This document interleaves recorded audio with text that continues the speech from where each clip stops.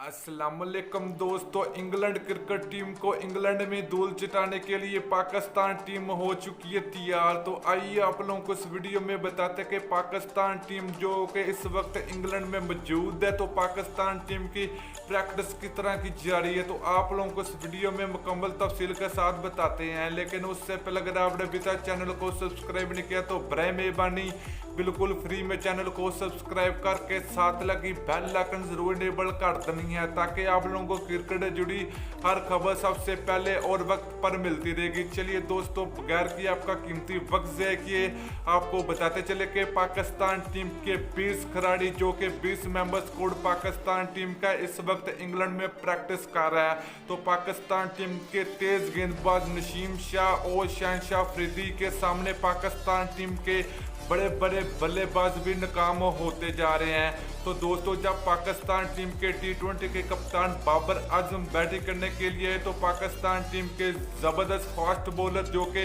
इनके सामने बेबस नज़र आ रहे थे। तो इसके अलावा पाकिस्तान टीम के लेग स्पिनर यशर शाह की घूमती गेंदों के सामने पाकिस्तान टीम के बल्लेबाजों की एक भी न चली। तो दोस्तों, पाकिस्तान टीम के इस वक्त इंग्लैंड में प्रैक्टिस बहुत अच्छी जा रही है। तो उम्मीद करते हैं कि पाकिस्तान टीम इंग्लैंड को टेस्ट सीरीज में शिकस्त दे जाएगी।